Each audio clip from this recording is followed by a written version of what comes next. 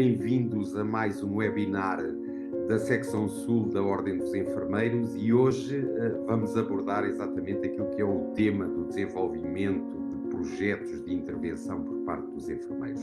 E nesse contexto, deixem-me dizer-vos que desde 2016, que tem sido sempre um dos nossos grandes objetivos, uma das nossas grandes prioridades, aquilo que é apoiar os colegas no desenvolvimento de projetos que, de certa forma, valorizem, dignifiquem e, de certa forma, deem uma imagem daquilo que é o enfermeiro junto das suas comunidades.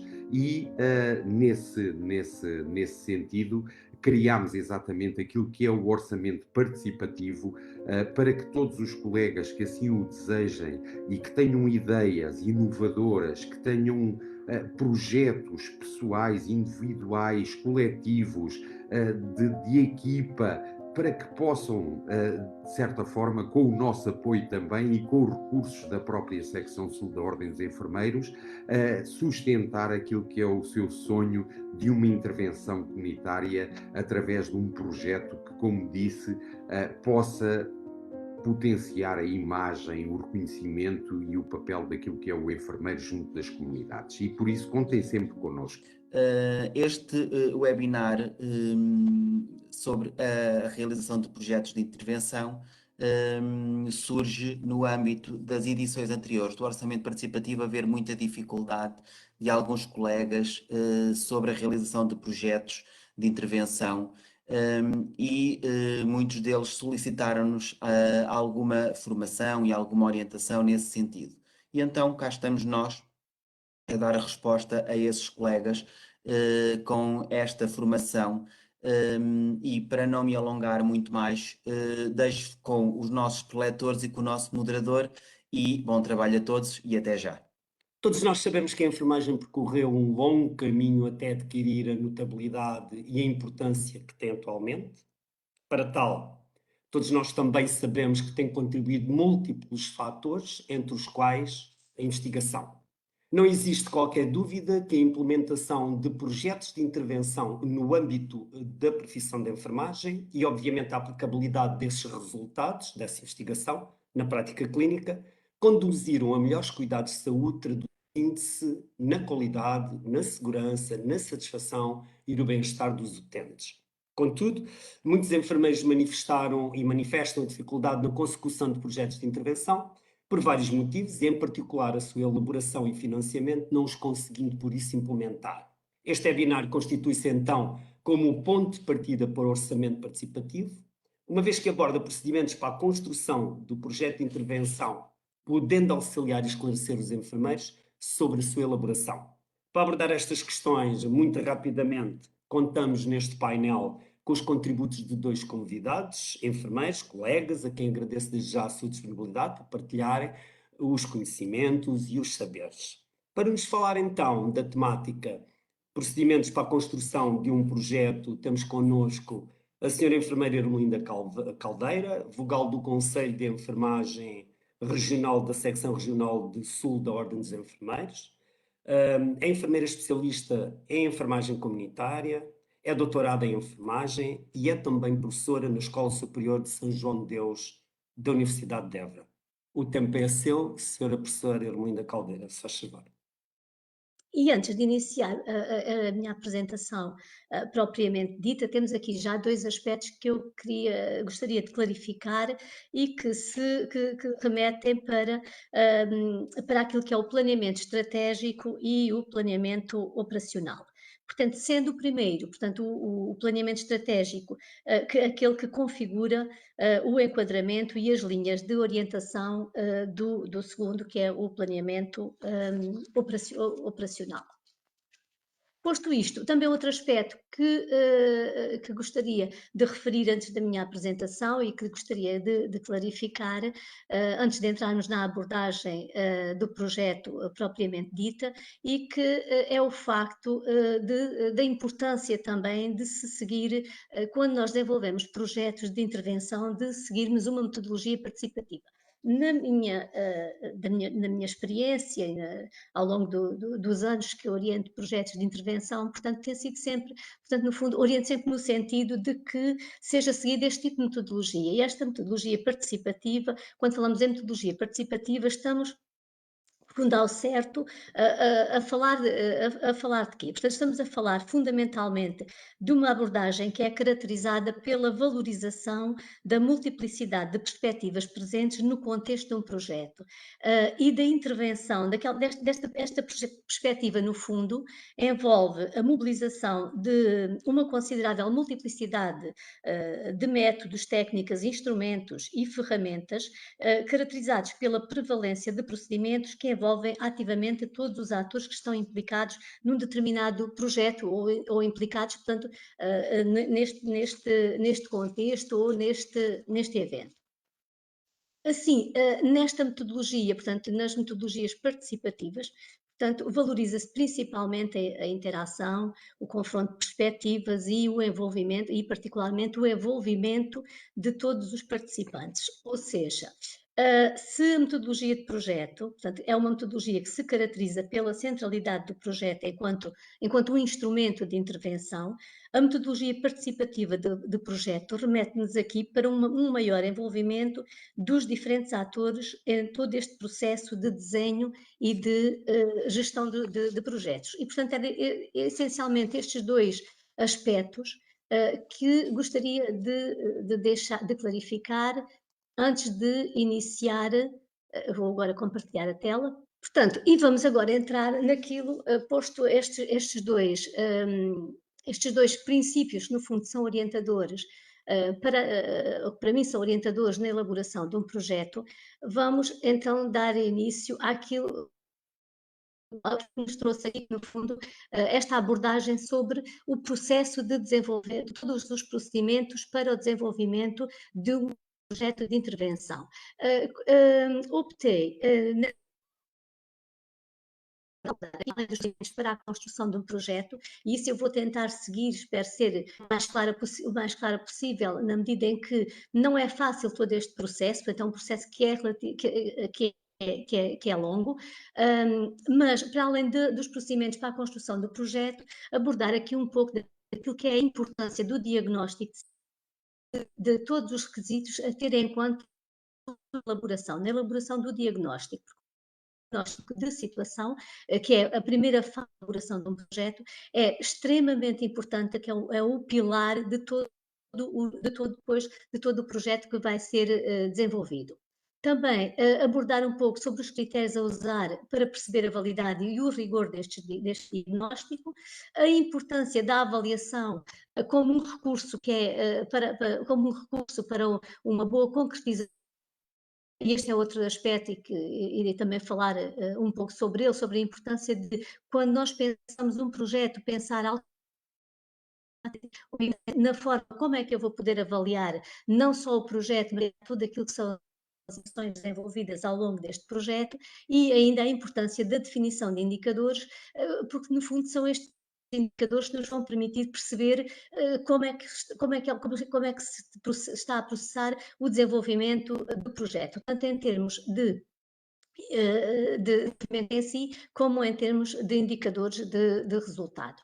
Portanto, e um projeto começa sempre por uma grande questão ou por um grande problema que nos surge, quer seja um problema que nós identificamos na nossa unidade, no nosso serviço, portanto, alguma coisa que nos chama a atenção e que nós, à partida, percebemos que não está bem, que requer alguma intervenção. Portanto, e no fundo é este questionar, é algo que nos cria este mal-estar, que nos leva muitas vezes a pensar no desenvolvimento de um projeto e pensar como é que eu posso atingir determinados objetivos ou melhorar aquilo que efetivamente não está tão bem no meu serviço ou na minha unidade. E, portanto, aí, no momento em que surge a primeira ideia de um projeto, no fundo, aquilo que nós pensamos, começamos a delinear Este percurso que vamos delineando, efetivamente, é um percurso que pode ser um percurso muito particular, vai seguir e deve seguir determinados passos. Eu sigo e aconselho a que sejam seguidos todas as fases do planeamento em saúde, portanto, que elas são muito orientadoras e é organizador do nosso projeto, mas dentro destas fases do planeamento em saúde, das etapas, nós podemos, não queria chamar investigador, mas os responsáveis do projeto ou os dinamizadores do projeto podem definir quais são os caminhos e qual é o melhor caminho a seguir.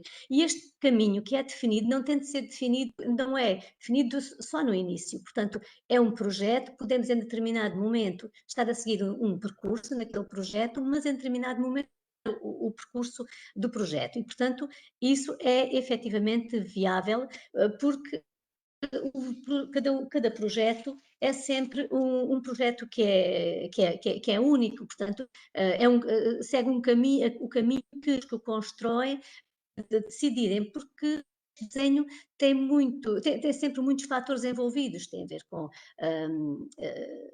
que tipo de recursos disponíveis naquele projeto, e quer seja recursos humanos, recursos, seja outros, até a própria paisagem organizacional que nos pode impedir ou que nos pode direcionar muitas vezes para um caminho e não para o outro. Portanto, existem fatores que podem ser fatores internos à própria instituição, fatores internos ao projeto ou externos e que nos podem, de facto, levar até o tempo que nós temos para desenvolver o projeto nos pode levar a direcionar num determinado caminho ou outro, num percurso ou outro.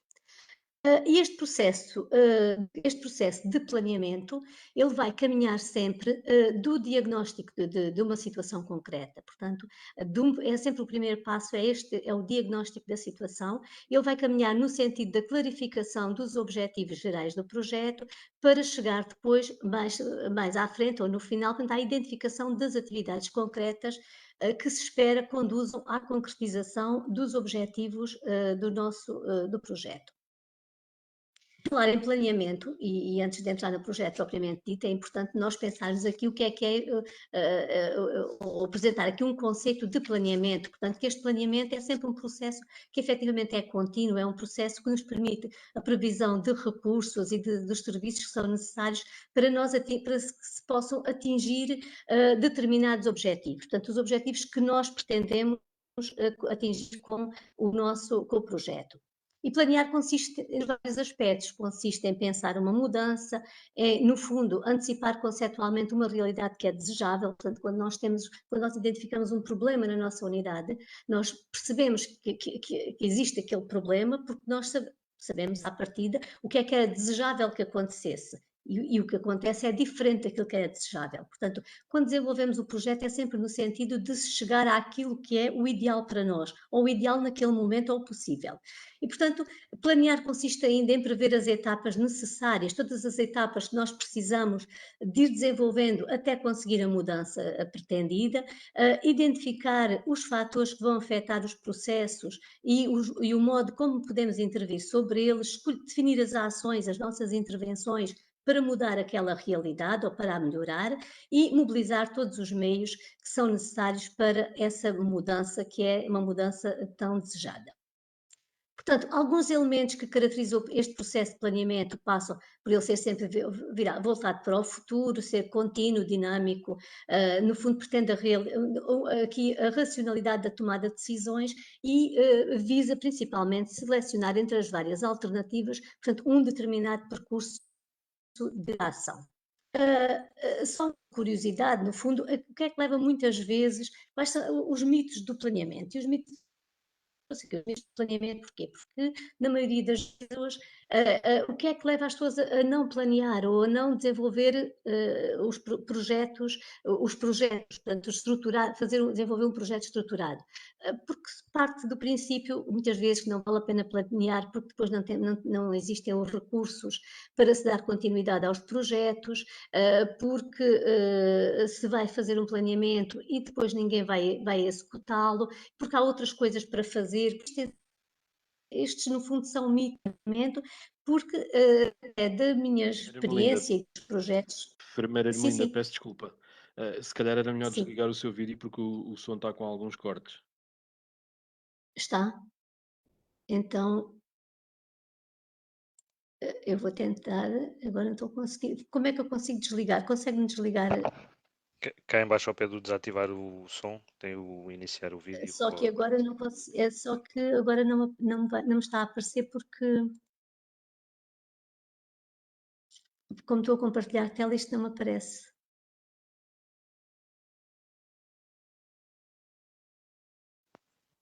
Ok, então Deixa-me só tento ver continuar aqui. então. Estou a tentar, já encontrei. Não, parar vídeo, Ok, já está. Portanto, tá já certo. está. Obrigada. Gonçalo, se houver mais algum problema, depois já não poderei parar mais nada, se parar a voz, o som já vai ser mais difícil. Portanto, Ok. e alguns obstáculos e limitações acabam por ser, muitas vezes, a falta de experiência, o facto de nunca se ter desenvolvido um projeto de intervenção, um projeto estruturado, e aqui eu aconselho, a partir do momento em que o grupo ou a equipa de saúde consiga desenvolver, construir o primeiro projeto de intervenção, a partir daí tudo se vai tornar efetivamente muito mais fácil. E um outro aspecto também, e que muitas vezes são obstáculos e que nós temos de pensar neles logo à partida, no fundo, no sentido de evitar que no nosso projeto isso aconteça, tem a ver com a ausência de participação, quer seja a participação da nossa população-alvo do nosso projeto, quer seja dos colegas, os profissionais ou até dos gestores. Portanto, para se evitar para se contornar este obstáculo, há aqui um princípio que nós devemos seguir sempre, que é o envolver todas as pessoas no projeto. Envolver o maior número de pessoas possíveis dentro da equipa, naquele que é o nosso projeto.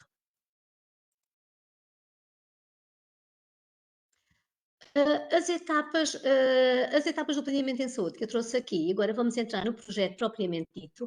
Portanto, o projeto de intervenção segue ou está ancorado no planeamento em saúde, e estas etapas são estas 6 que estão aqui representadas e que passam pelo diagnóstico da situação, determinação de prioridades, fixação de objetivos, seleção de estratégias, preparação operacional ou programação e a avaliação, portanto, a avaliação final. Portanto, estas são as etapas do planeamento em saúde e são estas as etapas que nós devemos seguir a quando da construção de um projeto de intervenção. E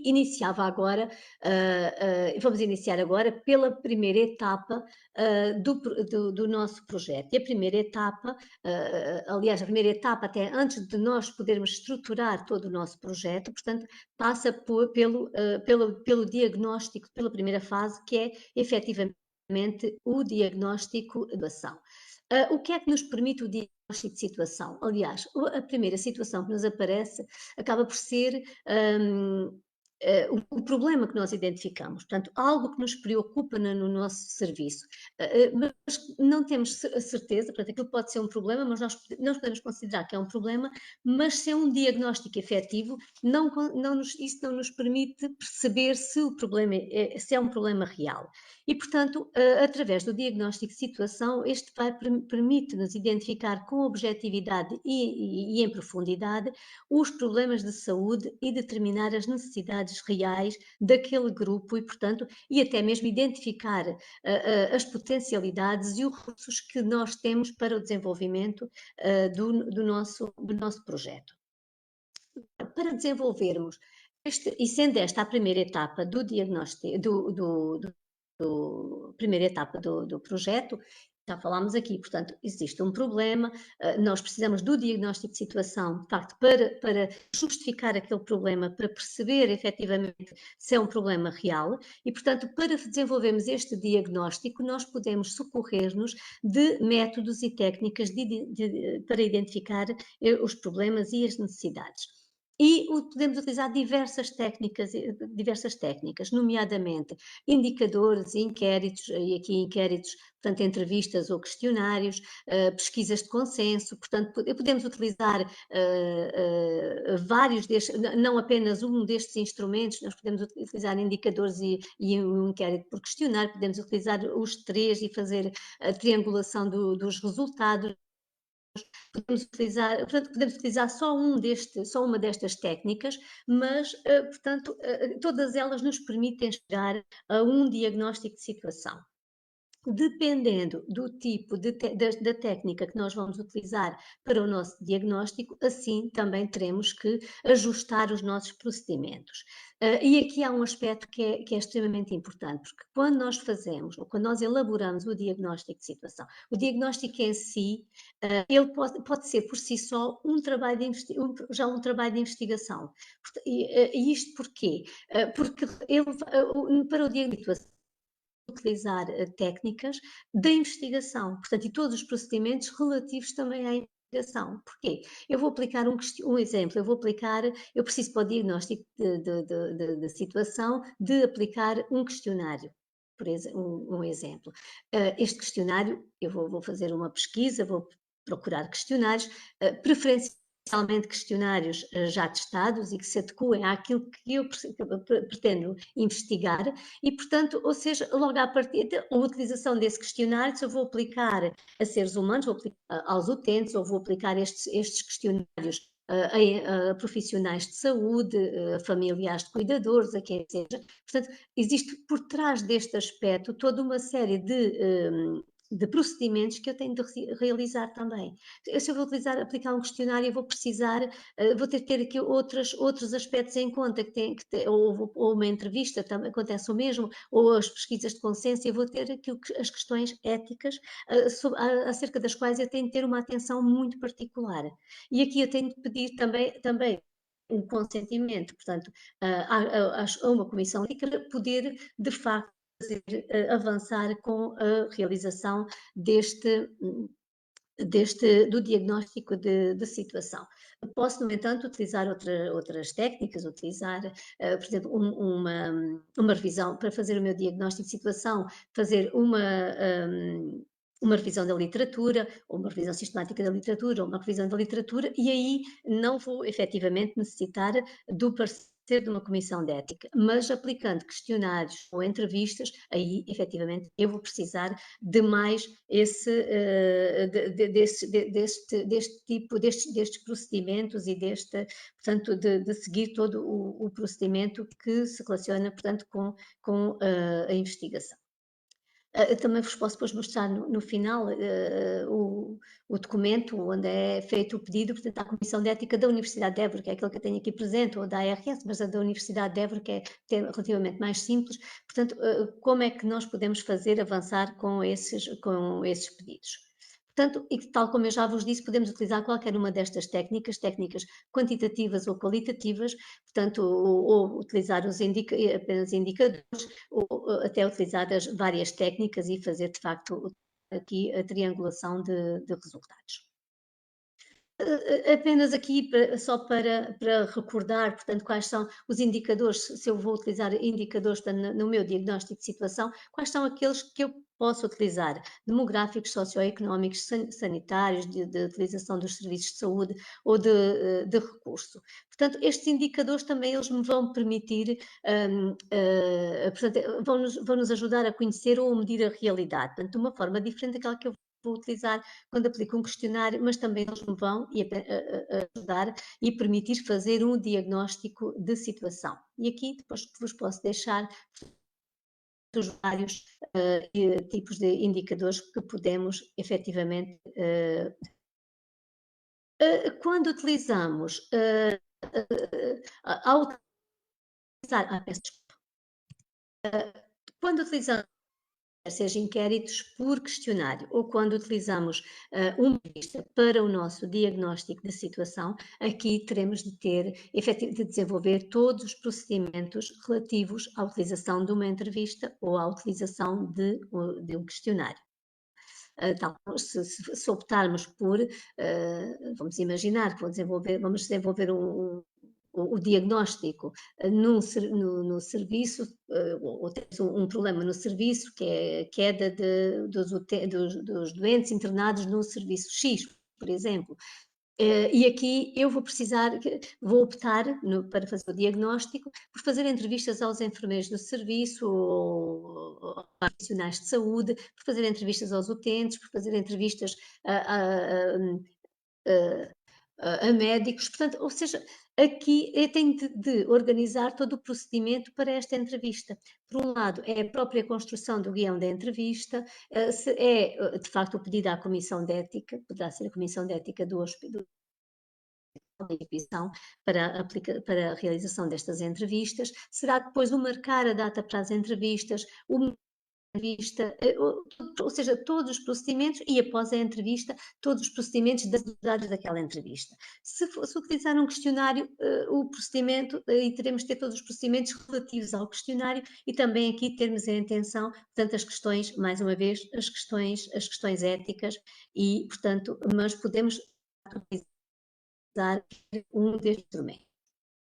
Podemos utilizar também as pesquisas de consenso, portanto, outra das técnicas que nós podemos utilizar, e existem várias, portanto, a pesquisa de consenso também esta técnica também nos permite a detecção dos problemas e das necessidades e tem ainda outra vantagem, porque também nos permite sensibilizar e motivar os diversos profissionais para a implementar que nós estamos a exemplo, nós utilizamos a pesquisa de consenso à partida, portanto, esta pesquisa já vai implicar que eu reúna, por exemplo, a minha equipa de saúde, para que esta equipa possa falar sobre aquele problema que está a estar, ou o problema sobre o qual vai o projeto. E logo à partida, através desta pesquisa de consenso, neste consenso, eu já estou, no fundo, a envolver de alguma forma naquele projeto e, no fundo, a fazer com que eles próprios se identifiquem e que vão posteriormente intervir, desenvolver o projeto connosco. Connosco, quando eu digo connosco, é com a pessoa que dinamiza o projeto. Dentro daquilo que são as pesquisas de consenso, portanto, existem várias técnicas, portanto, temos cinco delas, portanto, utilizadas. Eu tenho sublinhadas aqui duas porque são mais fáceis de utilizar, que é o brainstorming e a aproximação por informadores-chave, que são extremamente fáceis de utilizar, que não requerem grandes recursos, porque a técnica Delphi, por exemplo, já requer o enviar questionários, portanto, a escolha de peritos naquela área ou peritos sobre aquele tema e enviar o questionário ou a entrevista para os vários peritos e depois, a partir daí, fazer várias voltas até conseguirem chegar efetivamente até conseguir chegar a um consenso. Eu vou ligar o vídeo, só, pode ser, se entretanto Gonçalo deixar de ouvir, diga-me que eu desligo novamente. Portanto, e aqui, relativamente a estes aspectos, à pesquisa de consenso, portanto, vou só abordar aqui estes dois que são mais simples, que eu considero mais relativamente ao importante, que também nos permite identificar os problemas e as necessidades, gerar soluções alternativas para aquele problema. Portanto, como é que o podemos realizar? Por exemplo, poderá ser através, reunindo vários peritos, e os peritos podem ser a equipa da nossa unidade, portanto, organizar o grupo, instruir os participantes que não há ideias certas nem ideias erradas e, portanto, todas as pessoas têm o direito, portanto, de manifestar a sua opinião no tema, portanto, nós à partida, a pessoa que está responsável, que está a coordenar este consenso, apresenta o problema e a partir daí vão surgindo depois as ideias de todos os colegas, de todas as pessoas que estão naquele consenso e que possam efetivamente discutir. Portanto, e vai-se fazendo assim a condução das ideias e vão sendo registadas todas as ideias que todos os elementos vão construindo, que vão referindo, é feito um registro destas ideias, como acontece numa entrevista, e quando não houver mais produção de mais ideias, então aí fica encerrado, portanto, o consenso. E estes dados posteriormente são trabalhados, portanto, pela equipa do projeto, ou pelas pessoas, pela equipa, por aqueles a quem ficaram incumbidos desta intervenção. Uma das grandes vantagens da pesquisa de consenso aqui do brainstorming passa porque produz ideias originais e inovadoras, permite o cruzamento de ideias, principalmente quando os peritos vêm de campos diferentes, porque nós aqui, eu falava há pouco, pode ser um problema no serviço, na nossa unidade, no nosso serviço, e aí nós podemos até fazer esta pesquisa apenas com os elementos da nossa unidade, mas convidar outros peritos de outras áreas, de outras unidades, sobre aquele tema e convidá-los efetivamente a colaborar, portanto, neste consenso. E também porque, no fundo, a presença de todas estas também vai permitir uma consciência, portanto, sobre aquele tema e, no fundo, trazer tudo aquilo que são, portanto, as suas ideias e não só as ideias sobre o problema, mas também as ideias para a resolução do problema em si. Um outro consenso é a aproximação por informadores-chave, também que é extremamente fácil, porque no fundo consiste esta técnica numa entrevista pessoal a cada elemento, a cada perito, portanto a indivíduos que nós consideramos peritos sobre aquele tema. Vamos imaginar que o nosso problema é um problema sobre feridas na nossa unidade, que é esse o grande problema, e o projeto se vai direcionar para as feridas, nós podemos, a equipa do projeto pode definir, convidar peritos sobre esta área, peritos de outras instituições, de outras unidades, e fazer este consenso através fazendo, portanto, as entrevistas a cada um destes peritos, conhecendo assim as suas impressões sobre o assunto. Como é que se processa?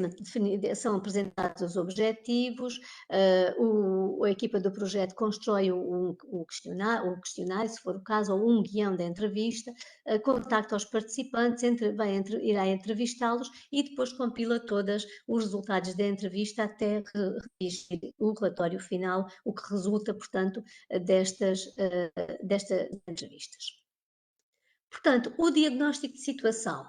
Agora, qualquer que seja os procedimentos que nós desenvolvemos para realizar o diagnóstico de situação, o que é que no final do diagnóstico de situação nós temos de ter, este diagnóstico tem de terminar sempre com uma lista de problemas, portanto, ou seja, ou com aquele problema identificado.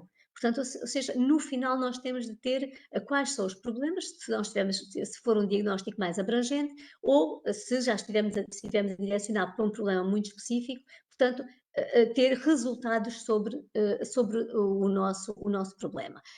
O diagnóstico de situação, por norma, não é de facto a fase mais difícil, a etapa mais difícil para o desenvolvimento do projeto, mas ele deve ser suficientemente rápido para permitir o avançar, porque muitas vezes o que acontece no diagnóstico é que perde-se muito mais tempo, por si só já se perde já é mais difícil fazer o diagnóstico quando nós utilizamos um questionário, porque não vai depender só daquele grupo de pesquisa, vai depender de muito mais, vai depender de uma comissão de ética a quem eu vou pedir autorização para aplicar o questionário, todo o procedimento da preparação dos instrumentos para a comissão de ética, que é praticamente um projeto que eu tenho de apresentar, um projeto, não é o projeto de intervenção, mas sim o projeto para a realização do diagnóstico, o projeto daquele diagnóstico, onde eu tenho de apresentar que instrumentos é que eu vou utilizar, como é que eu vou aplicar aqueles instrumentos, o consentimento livre e esclarecido já preparado, como é que eu vou apresentar às pessoas, ao grupo-alvo sobre o qual eu vou desenvolver, vou aplicar o questionário ou a entrevista, portanto, ou seja, há aqui um procedimento por trás que por si só já é moroso, depois há um procedimento, um tempo de resposta das comissões de ética e muitas vezes, nem sempre a resposta é favorável logo no início, porque pode E neste momento muitas comissões de ética colocam alguns obstáculos porque, e que são importantes e que se relacionam com o facto da possibilidade de identificarmos de haver de alguma forma identificar as pessoas a quem, com os que vamos utilizar para o diagnóstico e, portanto, há aqui uma série de cuidados e que, tendo estes cuidados todos, seguindo todos os passos, efetivamente é um processo que muitas vezes é mais demorado, mas ele deve ser suficientemente aprofundado para que nós consigamos encontrar de facto resultados pertinentes e resultados extremamente importantes. Mas este diagnóstico, quando nós o teremos muitas vezes pensamos ainda havia mais coisas a fazer, portanto, e ele não achamos que não devia acabar ali, mas chega um momento em que efetivamente ele não se pode eternizar e prolongar. E aqui em jeito já de conclusão desta primeira etapa do diagnóstico, também ou seja, para o diagnóstico nós temos, o próprio diagnóstico em si, só por si, nós podemos muitas vezes olhar para ele como um trabalho uma investigação, um trabalho de investigação efetivamente. Existem aqui etapas que têm e que devem ficar registadas. E escritas, quando digo registadas, é escritas, e que passam por estabelecer qual é a pertinência daquele estudo, qual é a finalidade do estudo, é a população ou a amostra que eu vou estudar, ou se eu vou aplicar, se vou aplicar um questionário, qual o questionário que vou aplicar, que entrevista é que eu vou fazer, a quem é que efetivamente, quem é a população-alvo destas entrevistas, destes questionários, ou seja, informação, selecionar todo o tipo de abordagem que vai ser efetuada, portanto, no fundo, elaborar um protocolo para o diagnóstico. Posteriormente, é a recolha da informação, depois analisar, interpretar e discutir os resultados. Irmelinda, desculpa, mas Irmelinda, olha, está a falhar. Podes. é melhor Sim, desligar atenção. a imagem. Sim, Obrigada. já desliguei, obrigada. Portanto, eu não sei se quer que eu volte um bocadinho atrás. Silvia, é melhor Não, voltar um podes bocadinho continuar. atrás ou posso Não, continuar? podes Portanto, continuar. Está a haver alguns cortes, por isso é melhor assim sim, o vídeo. sim, peço desculpa. Então, ou seja, temos de elaborar todo o protocolo referente a estes passos anteriores. Ou seja, é como qual é que é a metodologia que eu vou utilizar para fazer o diagnóstico, que instrumentos é que eu vou utilizar, quem é a população ou a amostra que eu vou estudar, eu vou utilizar um questionário, eu vou utilizar uma entrevista, se for entrevista, qual é o guião, depois recolher informação, analisar a informação de acordo com os instrumentos que utilizei e no final redigir um relatório de diagnóstico, ou seja, onde constam os resultados do diagnóstico de situação. Ou seja, portanto, eu chego ao final do diagnóstico, eu tenho ou tenho uma lista de problemas, efetivamente, se foi um diagnóstico mais abrangente, ou tenho aquele problema aprofundado. Portanto, chegar ao final eu tenho aquele problema que inicialmente tínhamos previsto e ele está efetivamente justificado com o diagnóstico. Agora estou a tentar passar, não, já passei. Portanto, ou seja, primeira etapa, o diagnóstico. Quando nós quando concluímos o diagnóstico de situação, aconselho também aqui que devemos consensualizar o diagnóstico, ou seja, apresentar os resultados à nossa equipa. E devolver. Há aqui um aspecto que eu não referi, quando nós fazemos entrevistas, devemos devolver depois os resultados das entrevistas aos entrevistados para perceber se eles se revêem naqueles resultados e no final do nosso diagnóstico, depois temos o relatório do diagnóstico a fazer, de facto, consensualizar estes resultados, apresentar à nossa equipa ou, portanto, ao grupo de trabalho para perceber se efetivamente, portanto, quais foram os resultados a que chegamos com o diagnóstico e se efetivamente as pessoas se revêem naquele diagnóstico. E entramos depois na segunda fase para o nosso projeto, ou seja, o diagnóstico está feito, já temos os problemas, ou elencados vários problemas, ou poderemos ter o problema que nós tínhamos efetivamente encontrado e que está justificado. Se nós podemos ter feito um diagnóstico mais abrangente e efetivamente encontramos ali vários, não apenas um problema, e aí quando nós temos vários problemas, aí nós temos que definir muitas vezes qual é que é prioritário, sobre o qual é que nós vamos intervir. Portanto, porque nem sempre é fácil, às vezes é mesmo muito difícil nós intervirmos sobre todos os problemas. Eu dou um exemplo, até de uma forma simples. Por exemplo, no âmbito da saúde escolar. Vamos imaginar que vamos desenvolver um projeto na saúde escolar sobre o consumo de álcool nos adolescentes do terceiro ciclo de uma determinada escola, da escola X. E eu vou aplicar logo à partida, quando faço o diagnóstico, tenho de decidir que instrumentos é que eu vou utilizar, tal como eu já vos referi. Vamos imaginar que optava por aplicar um questionário aos adolescentes, e o questionário abordava conhecimentos, conhecimentos sobre o álcool, comportamentos relativos ao consumo de álcool e atitudes perante o consumo de álcool e perante o álcool. Tinha estes 3 aspectos. No final do diagnóstico, eu chegava à conclusão, portanto, aplicava aqueles cenários, fazia o tratamento dos dados, e no final o que é que eu encontrava?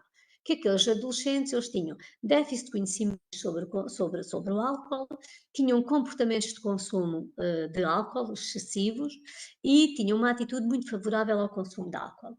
Isto quer dizer o quê? Que aquilo que era aqui o meu problema, que era o consumo de álcool, eu cheguei ao fim e tenho aqui 3 problemas.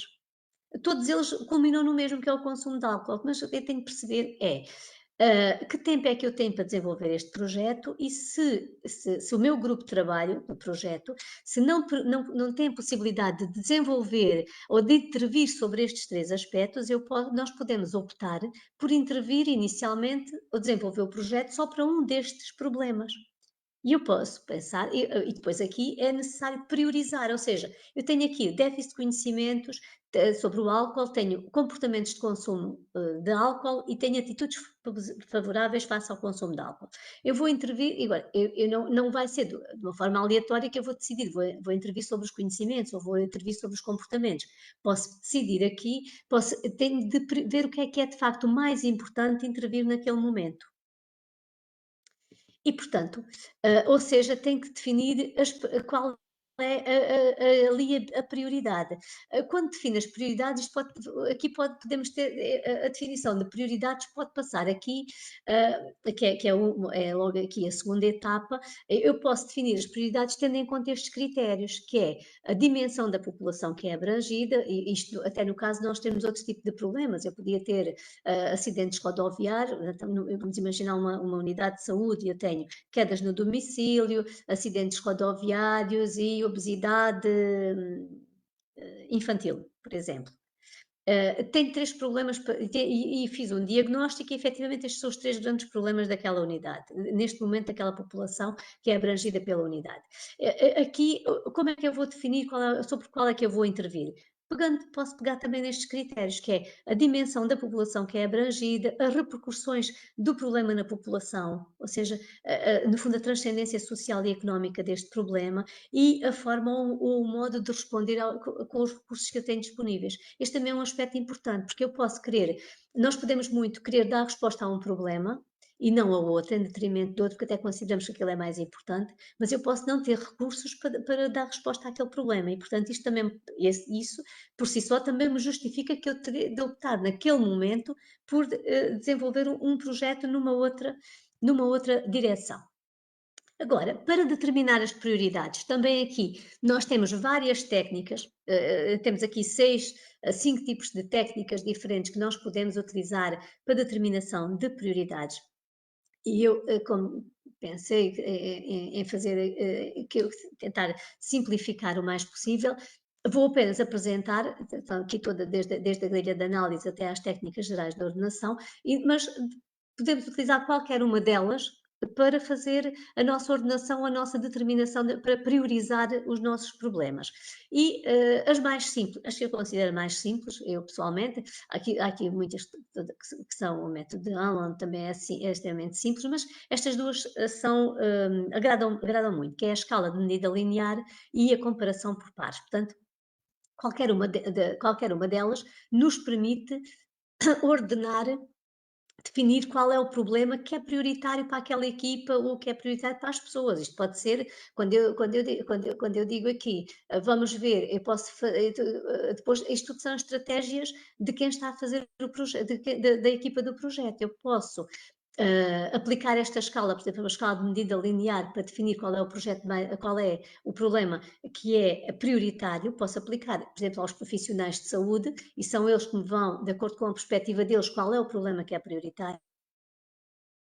Posso aplicar na população, nas pessoas, a perceber de acordo com a perspectiva deles, qual é o problema que é prioritário. Portanto, também aqui é uma decisão da equipa. E esta escala de medida linear consiste numa escala que vai de 0 até 1, sendo 0 o valor, portanto, a ignorar, portanto, o menos importante, e depois vai até ao 1, extremamente importante. Ou seja, o que é que nós poderíamos fazer? Pensando naquele exemplo do consumo de álcool. Nós temos déficit de conhecimentos sobre o álcool e comportamento de consumo de álcool. Iríamos fazer esta escala, por exemplo, para o déficit de conhecimentos, para que todas as pessoas, e nós decidíamos quem é que ia responder, quem é que ia participar nesta decisão, podiam ser os profissionais de saúde, os professores das escolas, por exemplo, essa também é uma opção nossa. Portanto, eles iriam efetivamente localizar num destes valores, por exemplo, o déficit de conhecimentos sobre o consumo de álcool. E o mesmo depois para os comportamentos de consumo de álcool. E o mesmo para as atitudes favoráveis face ao álcool. E aí, no final, os responsáveis do projeto fariam esta análise e iam ver qual é que era aquele que tinha uma pontuação superior. E o que tivesse a pontuação superior era efetivamente o problema prioritário a ser desenvolvido. A comparação por pares.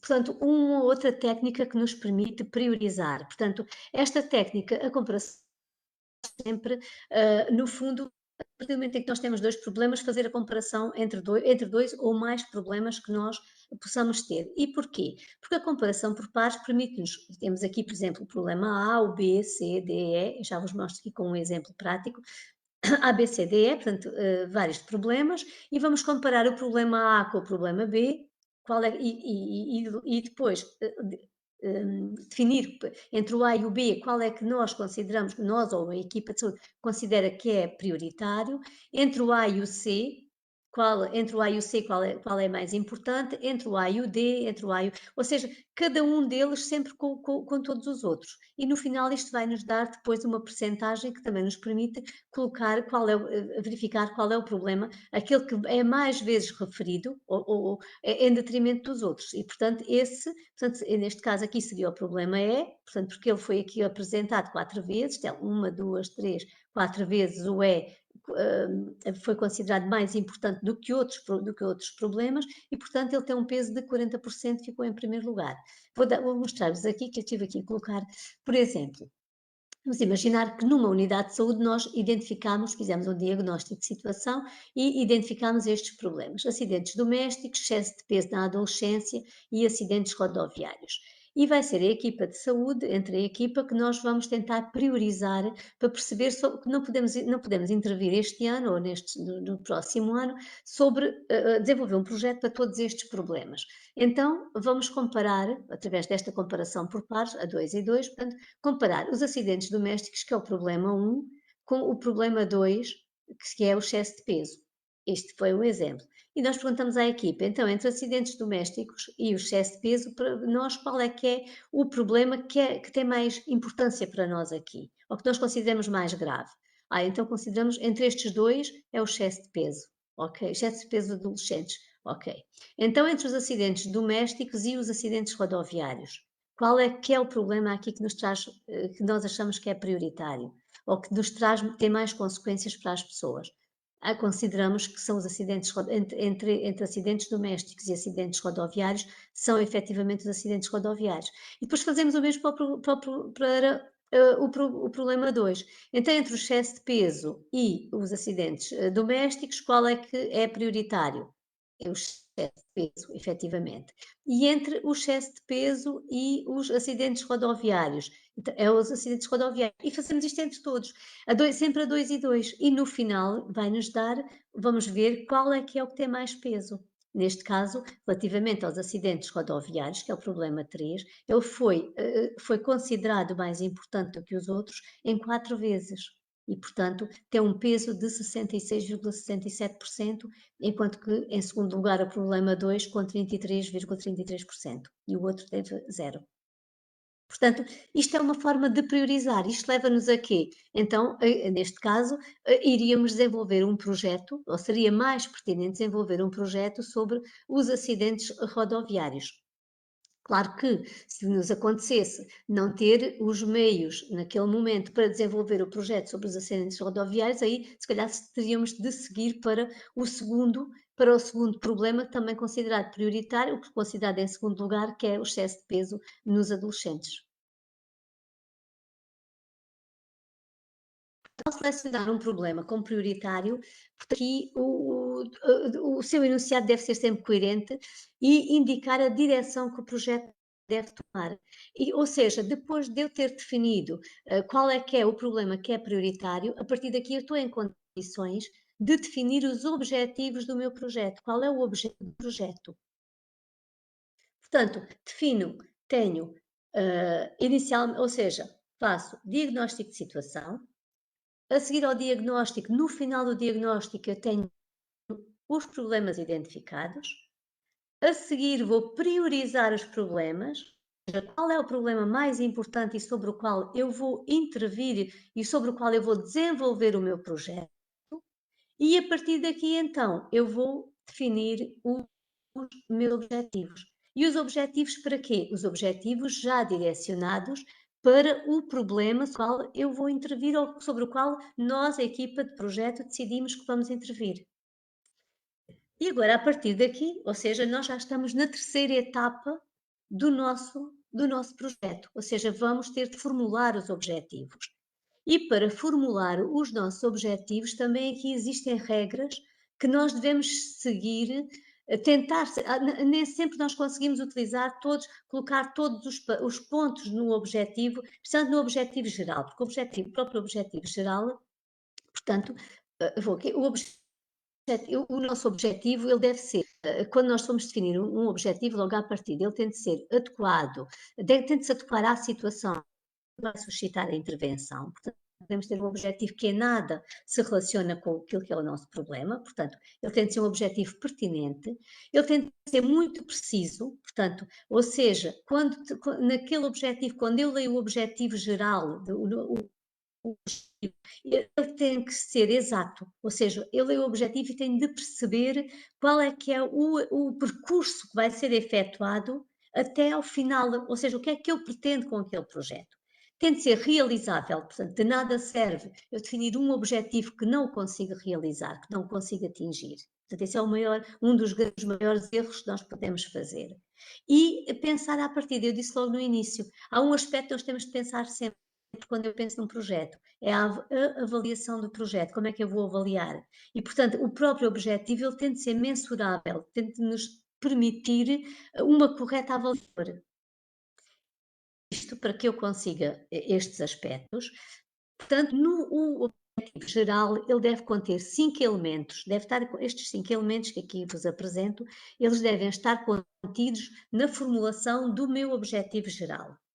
Por vezes não conseguimos os critérios de sucesso. Em alguns objetivos, um dos aspectos a natureza da situação desejada, e já vos vou mostrar aqui exemplos, que é simples.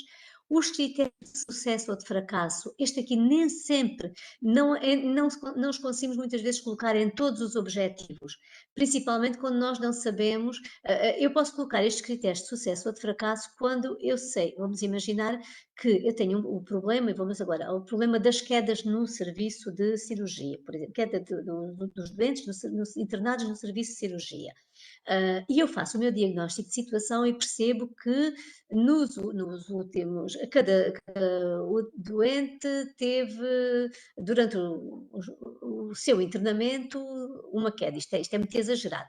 Mas vamos imaginar que nós temos aqui, em termos de quedas, que nós temos 20% de quedas nos utentes internados no serviço de cirurgia.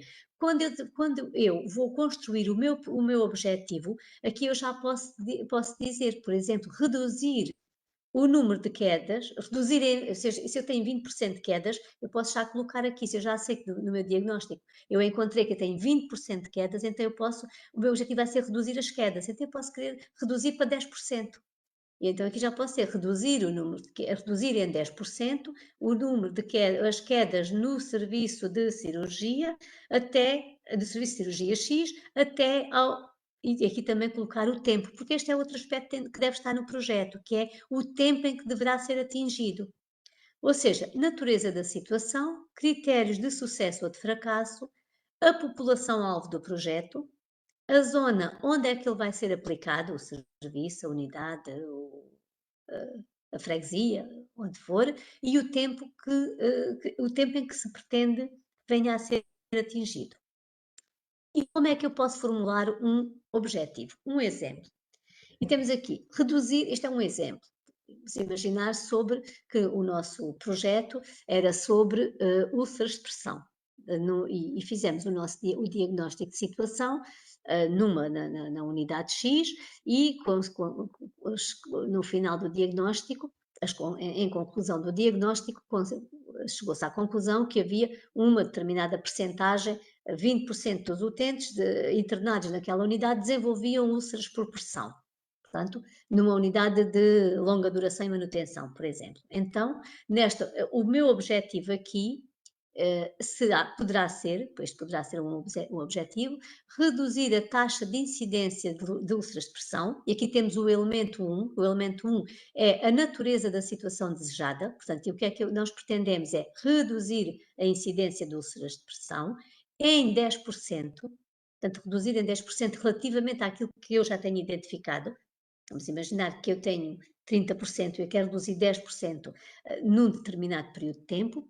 Nos utentes internados, e aqui temos o elemento 2, que é os critérios de sucesso ou de fracasso, nos utentes internados nas unidades de longa duração e manutenção do sítio X, portanto, que é a região Alentejo, este aqui é o elemento 3, que é a população-alvo do projeto, portanto, utentes internados nas unidades de longa duração e manutenção, a zona de aplicação da região Alentejo. Portanto, aqui temos o elemento 4, a zona de aplicação, até ao final do ano de 2022. E aqui nós temos o tempo em que pretendemos que este objetivo seja atingido. Ou seja, aqui neste objetivo geral, na forma como ele está definido, nós encontramos todos os elementos importantes para o meu objetivo. E aqui eu já sei, consigo visualizar tudo aquilo que eu vou fazer que eu pretendo deste projeto. Eu pretendo posteriormente definir intervenções para quê? Que me permitam reduzir em 10% estas úlceras de pressão nos utentes daquela unidade, são unidades da região Alentejo, e isto é até ao final do ano 2022. Portanto, todas as intervenções terão de ser realizadas, desenvolvidas até aquele momento, e no final eu vou ter de fazer uma avaliação para perceber se o objetivo geral foi ou não atingido. Portanto, para além, e aqui tenho vários exemplos, depois também vos posso promover estes são outros exemplos que eu estive a colocar aqui, por exemplo, com outros problemas, promover um comportamento saudável em 70% das crianças do segundo ciclo do ensino básico do agrupamento de escolas de Vila Viçosa, por exemplo, até ao final de 2022, aumentar a ingestão de frutas e legumes. Portanto, isto é de acordo com os problemas que nós identificamos, assim nós vamos definir o nosso objetivo geral. Reduzir em 10% a taxa de acidentes de na população com menos de 9 anos de idade do Conselho de Évora até 2023. Um outro exemplo, se este fosse efetivamente, houvesse aqui um problema que seria taxa de acidentes,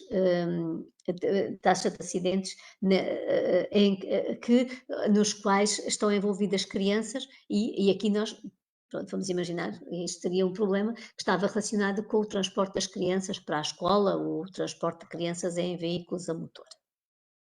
Portanto, os objetivos devem ser sempre, devemos ter os objetivos gerais e o objetivo geral, e depois, para o objetivo geral, definir os objetivos específicos, e aqui eles têm de ser interdependentes e haver aqui uma sequência, serem hierarquizados, ou seja, isto quer dizer o quê? Os meus objetivos específicos, eles têm de confluir para o objetivo geral, ou seja, os objetivos específicos têm todos eles dar resposta ao objetivo geral, de nada serve é ter um objetivo específico que também dá resposta ao objetivo geral. Portanto, esse é um objetivo específico que me vai, possivelmente, ocupar tempo, ocupar trabalho e que não dá uma resposta, portanto, é um objetivo que é perfeitamente desnecessário. Portanto, objetivo geral e depois os vários os objetivos específicos que irão dar a resposta. E temos aqui um exemplo.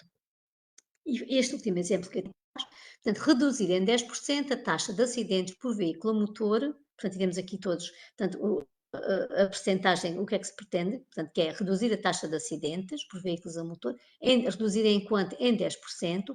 Quem é a população? Portanto, nas crianças com menos de 9 anos de idade, onde é que é? No Conselho de Évora e até que ano? Qual é o período de tempo? Até 2023. E para aqui nós podíamos ter objetivos específicos que nós definimos, cada um de nós, e que nós, o grupo, iria definir. Eu tenho aqui só alguns exemplos, por exemplo, aumentar em 20% os automobilistas do Conselho de Évora que transportam as crianças, colocando-as no banco de trás do automóvel, sensibilizar 15% dos pais para a necessidade de instruírem os filhos sobre a segurança rodoviária, aumentar em 20% a segurança rodoviária das crianças com menos de 9 anos de idade.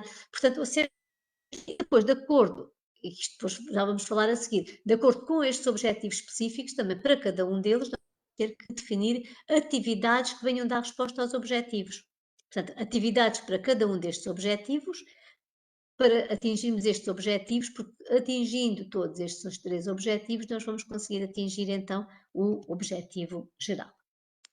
Para além disto, é importante ainda, para cada um dos objetivos específicos, nós definirmos as metas. Quais são as metas? Até quando é que eu pretendo atingir cada um destes objetivos específicos? E, por exemplo, para o primeiro, que 90%, até 2023, 90%, podia até ser até ao final de 2022, por exemplo, 90% dos automobilistas do Conselho de Évora que transportam crianças deverão colocá-las no banco de trás do automóvel, portanto, ou seja, definir aqui as metas e também quais é que são, depois pensar já quais são, portanto, os indicadores que eu vou utilizar para conseguir avaliar estas metas e estes objetivos.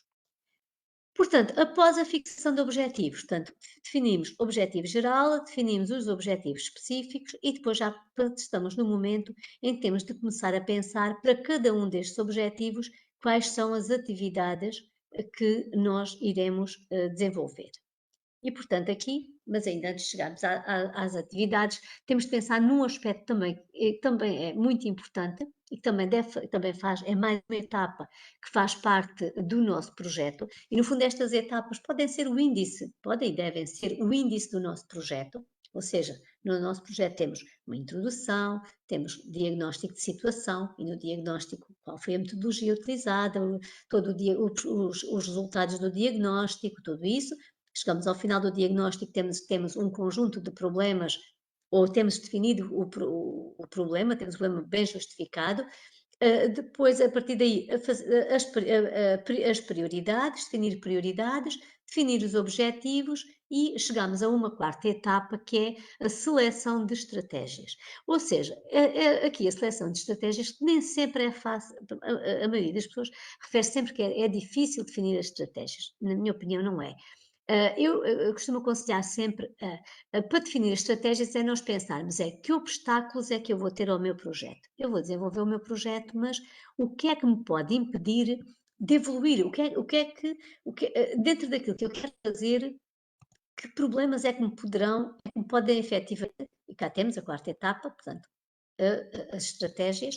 Portanto, que problemas é que, no fundo, me impedem, o que é que me poderá vir a impedir de alcançar os meus objetivos, aqueles objetivos que eu defini?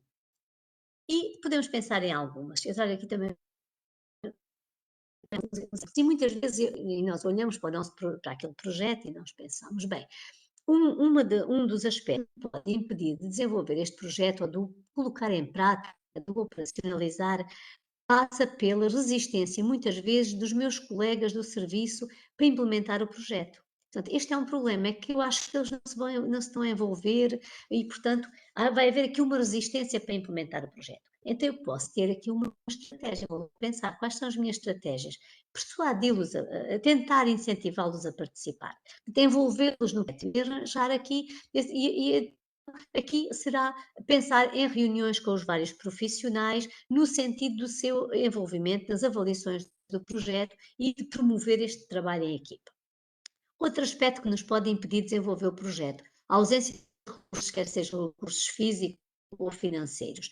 Então, aqui temos de pensar noutro tipo de estratégias. Então, se eu não tenho recursos, tentar arranjar quem me ajude, não é? Ou fazer parcerias com a Câmara, ou fazer uma parceria, não sei se podemos fazer com os laboratórios, se isso agora é permitido, mas, ou seja, fazer parcerias com todos aqueles que nos podem dar, no fundo, contributos e pedir algum financiamento para o nosso projeto. Então, encontrar esses parceiros.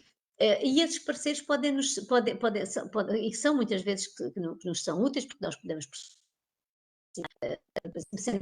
sendo um projeto desenvolvido na comunidade, eu vou precisar de carros porque vou fazer uma visita e preciso de transporte e a Câmara pode facilitar, ou eu preciso até mesmo de material e preciso de fotocópias, eu preciso de fotocópias e a Câmara pode facilitar-me estas fotocópias, ou outra instituição pode efetivamente contribuir. Portanto, isto é uma estratégia, portanto, envolver no projeto outros parceiros. E outros, como a colaboração deficiente da população, e aqui nós pensamos em estratégias como a educação para a saúde ou a criação de outros mecanismos de informação à comunidade, ou integrar os líderes formais e informais da população na elaboração dos projetos. Portanto, temos de encontrar aqui as nossas estratégias e até de acordo com a população com quem nós estamos a trabalhar. Estamos pensando, por exemplo, estamos a trabalhar é direcionada à população da etnia cigana, por exemplo, que é importante eu integrar no projeto o líder, porque tenho certeza que irá depois, isso irá ser facilitador. Portanto, nós aqui, em termos de estratégias, passam muito por que dificuldades é que eu vou ter e que estratégias é que eu devo, então, aqui encontrar para poder evoluir e desenvolver o meu projeto. E chegamos assim depois à quinta etapa do nosso projeto e que passa pela preparação operacional do projeto, ou seja, tem todas as outras etapas para trás, agora é importante eu definir, para atingir aqueles objetivos, quais são as atividades que eu devo desenvolver para atingir os objetivos. Quais são as atividades e como é que eu vou avaliar também cada uma destas atividades que vou desenvolver. E, portanto, já estamos aqui na quinta etapa do projeto. Portanto, diagnóstico, definição de prioridades, definição de objetivos, as estratégias e agora entramos na preparação operacional. Portanto, e esta etapa passa por especificação das atividades, portanto, o que é que vamos fazer, quem faz, quando faz, onde é que faz e como é que vamos fazer a avaliação. E, portanto, e também aqui pensar que recursos financeiros, que orçamentos é que nós temos também, e também aqui fazer o orçamento é muito importante num projeto, é que as pessoas esquecem muitas vezes que é o orçamento do projeto. E no orçamento, e nesta etapa nós devemos colocar tudo o dinheiro que nós precisamos. E, há um aspecto que os enfermeiros nunca colocam, que é o trabalho, as horas de trabalho do enfermeiro no projeto. É extremamente importante estar lá. E as pessoas muitas vezes referem, mas é nas nossas horas de trabalho. E efetivamente, é nas horas de trabalho do enfermeiro, mas essas horas de trabalho têm um valor. E, portanto, isso deve estar também claro no projeto. Portanto, utilizo fotocópias, utilizo deslocação, preciso de é necessário um computador, portanto, quais é que são os recursos que são necessários, ou seja, qual é o orçamento para o projeto. Portanto, e aqui as atividades, tal como eu já disse atrás, portanto, elas são sempre definidas em função daquilo que foram os objetivos, dos objetivos que tínhamos definido anteriormente.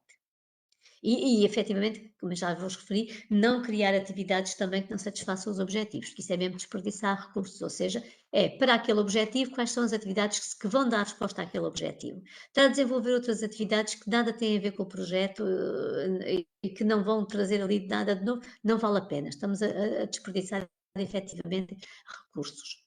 Portanto, cada atividade desenvolvida deve ter sempre estes parâmetros, que é o que é que deve ser feito, quem deve fazer, quando vai fazer, onde, como, a avaliação da atividade e, se for possível, conseguirmos também colocar o objetivo que se pretende atingir e ainda o custo da atividade. Tenho aqui um exemplo, que efetivamente está aqui um bocadinho desatualizado, mas que serve aqui como exemplo. Por exemplo, tendo aqui vamos imaginar que isto era o objetivo geral de um projeto, aumentar os conhecimentos relativamente à consequência do consumo de substâncias em 20% dos alunos do terceiro ciclo da Escola Cunha Ribeiro de Arraiolos, abordados, portanto, até ao final de 2017-2018.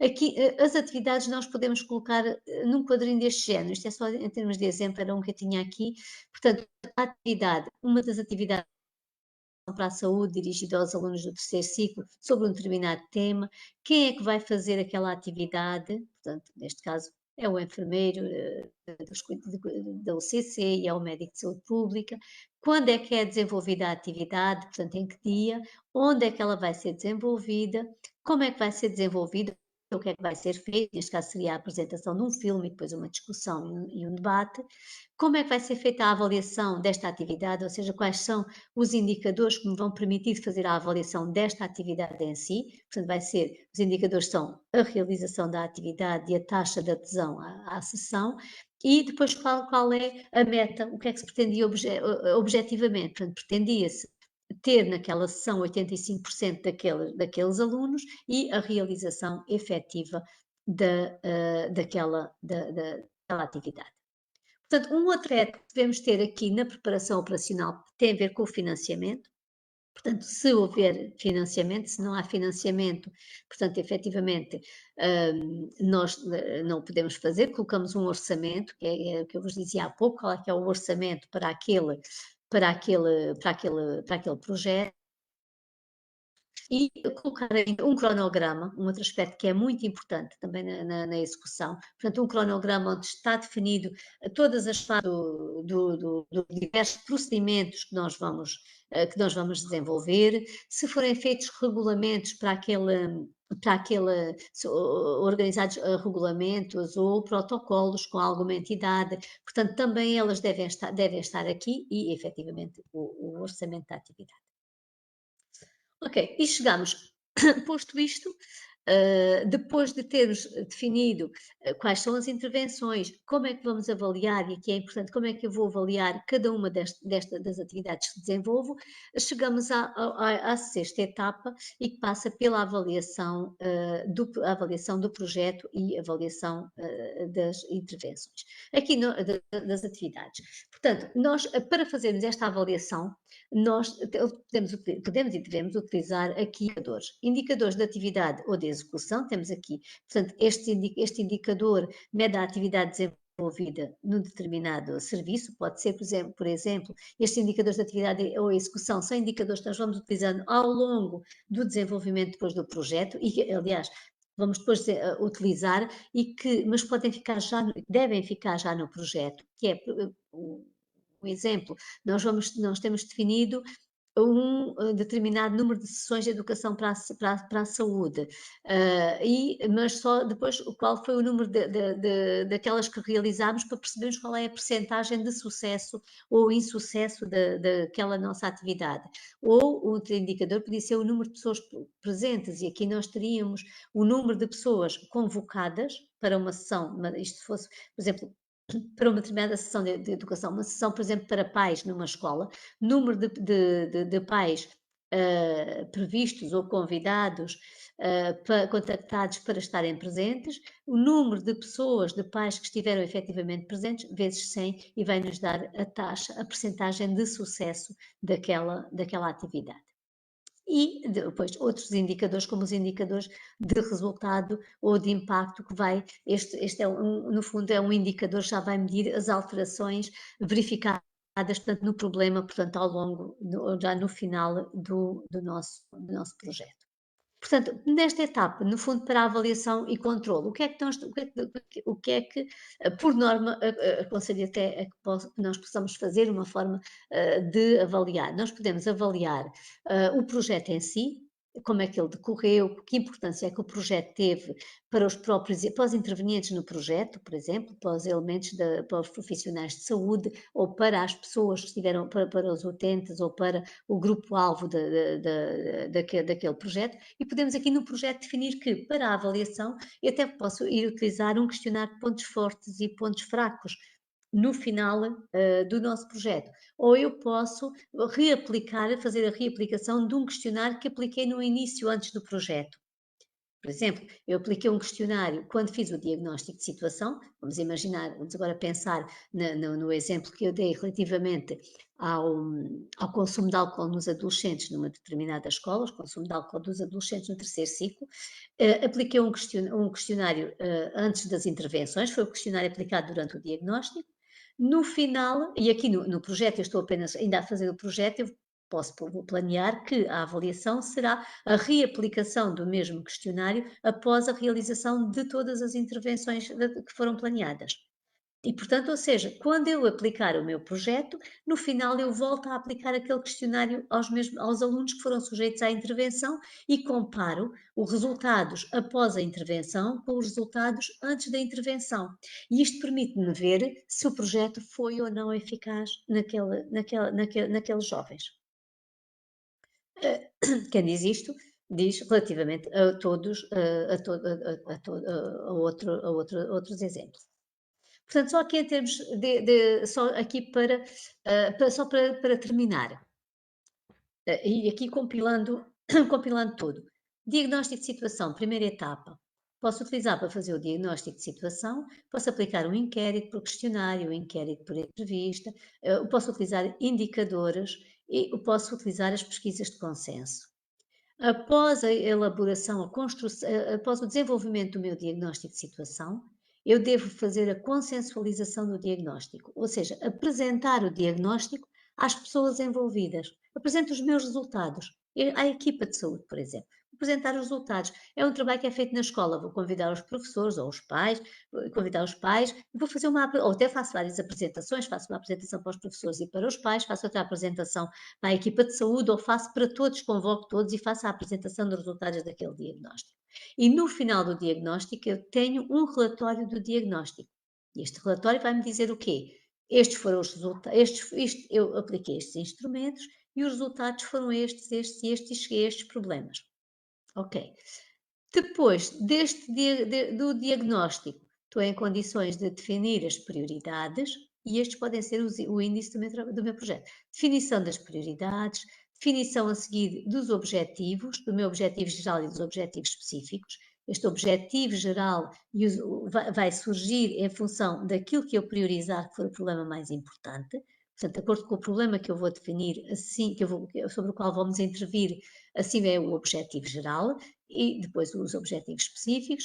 Definir as minhas estratégias, ou seja, para desenvolver este projeto, eu vou ter estes obstáculos, eu preciso aqui de ter vários parceiros, preciso de encontrar outras pessoas para colaborarem no projeto e que são extremamente importantes, então vou definir quais são as estratégias e depois passo à descrição da preparação operacional, ou seja, esta preparação, a preparação operacional passa por definir quais são as atividades que eu planeio, que nós planeamos desenvolver.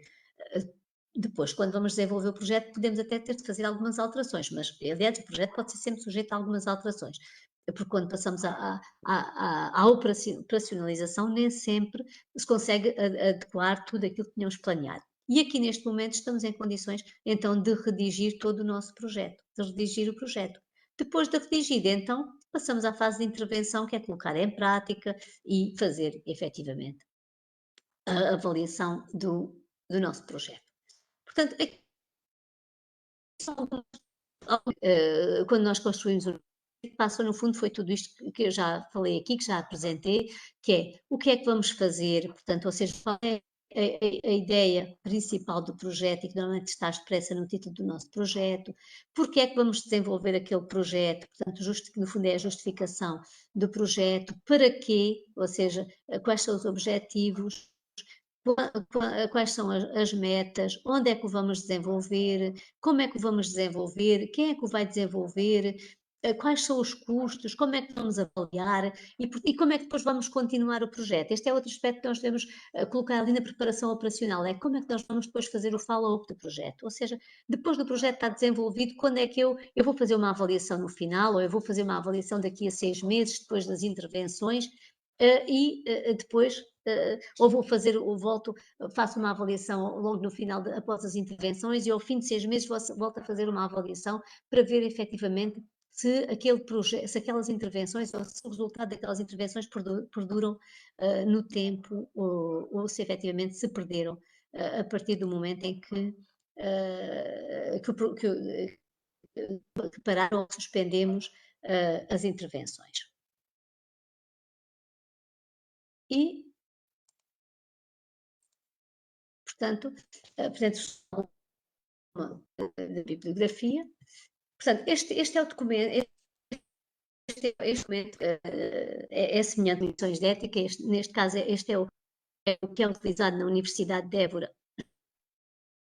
para a submissão dos pedidos de comissão de ética, no nosso caso também utilizamos para o desenvolvimento do diagnóstico de situação. Portanto, o que é pedido? Aquilo que é pedido neste, basicamente, é o que pedem as outras comissões de ética, quer seja a comissão de ética do hospital, das próprias instituições hospitalares, da ARS, portanto, nós já temos pedidos e são muito semelhantes, onde pede o título do projeto, aqui o título.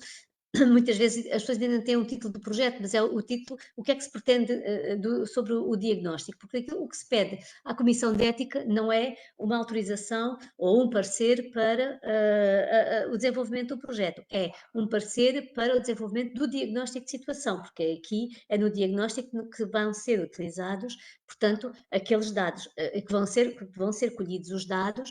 E um aspecto que as comissões de ética também acautelam é o facto de, nos relatórios em si, depois também não vir a identificação das unidades ou, portanto, dos serviços que são, do serviço onde é desenvolvido o projeto.